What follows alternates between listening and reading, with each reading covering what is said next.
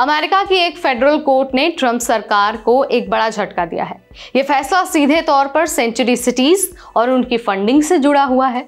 अब देखिए, ट्रंप सरकार चाहती थी कि जो भी शहर या फिर जो काउंटीज है, इमिग्रेशन पुलिस यानी कि आइस के साथ पूरा सहयोग नहीं करती, उनकी फेडरल फंडिंग रोक दी जाए।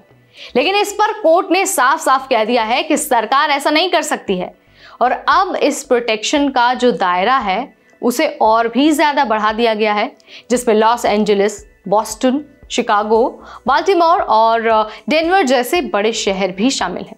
तो आज की इस वीडियो में मैं आपको बताने वाली हूँ कि आखिर ये जो मामला है, जो इतना गर्मा गया है मामला, वो है क्या? ये फैसला जो कोर्ट ने दिया है वो इतना अहम क्यों है इमिग्रेंट्स के लिए और वहां रहने वाले भारतीयों के लिए? नमस्कार, आप देख रहे हैं एनवीटी टेक एड और मैं हूं आपकी होस्ट नेहा उपाध्याय।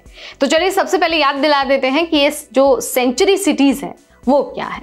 तो देखिए, अमेरिका में कई शहर और काउंटीज ऐसी नीतियां अपनाते हैं जहां उनकी पुलिस और लोकल एजेंसियां फेडरल इमिग्रेशन अधिकारियों यानी कि आइस के साथ पूरी तरह से काम नहीं करती हैं। मतलब अगर कोई बिना डॉक्यूमेंट वाला इमिग्रेंट है तो लोकल पुलिस उसे सीधे आइस के हवाले नहीं करती है। इन शहरों का कहना है कि उनका जो मेन फोकस है वो है लोकल लॉ ऑर्डर, हेल्थ और सेफ्टी, ना कि हर चीज में इमिग्रेशन का काम। इसी वजह से इन्हें कहा जाता है सेंचुरी सिटीज। ट्रंप सरकार का कहना था कि ये शहर इमिग्रेशन लॉ को कमजोर कर रहे हैं, इसलिए इन्हें धमकी दी गई थी कि जो शहर सेंचुरी पॉलिसी को फॉलो करेंगे उनकी फेडरल फंडिंग रोक दी जाएगी। अब देखिए, ये जो फंडिंग है ये कोई छोटी मोटी रकम तो है नहीं।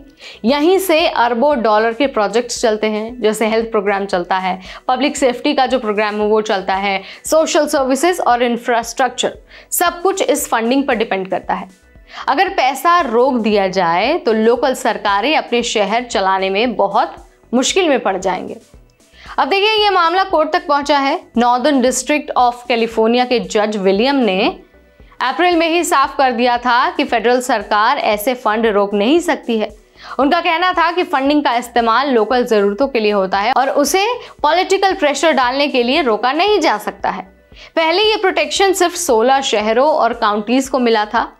इसमें शामिल थे सिएटल या फिर जो पोर्टलैंड और कैलिफोर्निया जैसे जगह हैं, वो कुछ बड़े नाम इस लिस्ट में शामिल थे। लेकिन अब जज ऑरिक ने इस फैसले का दायरा और बढ़ा दिया है। इसमें 30 से भी ज्यादा नए शहर और नए काउंटीज को शामिल किया गया है, जैसे Los Angeles, Boston, Denver, Baltimore, Chicago और ओहायो। कुल मिलाकर अब ये प्रोटेक्शन 13 स्टेट्स तक फैल चुका है और सिर्फ कैलिफोर्निया में ही 19 नए शहर इस लिस्ट में जुड़ गए हैं। इसका मतलब है कि सैकड़ों मिलियन डॉलर की फंडिंग अब सेफ है और शहर बिना डर के अपने हेल्थ, सोशल सर्विसेज और कम्युनिटी प्रोजेक्ट्स चला पाएंगे। अब देखिए, यहाँ पर इंटरेस्टिंग बात यह है कि ट्रंप सरकार ने इस एक्सेप्शन का विरोध किया ही नहीं है। उन्होंने सिर्फ ये कहा है कि हम इस फैसले की लीगल रीजनिंग से सहमत नहीं है, इसलिए हम अपील करेंगे। लेकिन उन्होंने ये नहीं कहा कि और शहरों को प्रोटेक्शन क्यों नहीं मिलना चाहिए। तो कोर्ट ने कहा कि जब सरकार को आपत्ति ही नहीं है तो और शहरों को भी इस फैसले का फायदा दिया जाना चाहिए। अब देखिए, आप सोच रहे होंगे कि आखिर ये मामला इतना अहम क्यों है। तो देखिए क्यों, तो देखिए ये सिर्फ पैसों का मुद्दा नहीं है, बल्कि फेडरल वर्सेस लोकल पावर की लड़ाई है।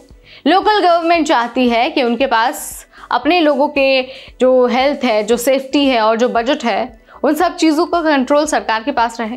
फेडरल गवर्नमेंट चाहती है कि इमिग्रेशन पॉलिसी पर उनका दबदबा रहे।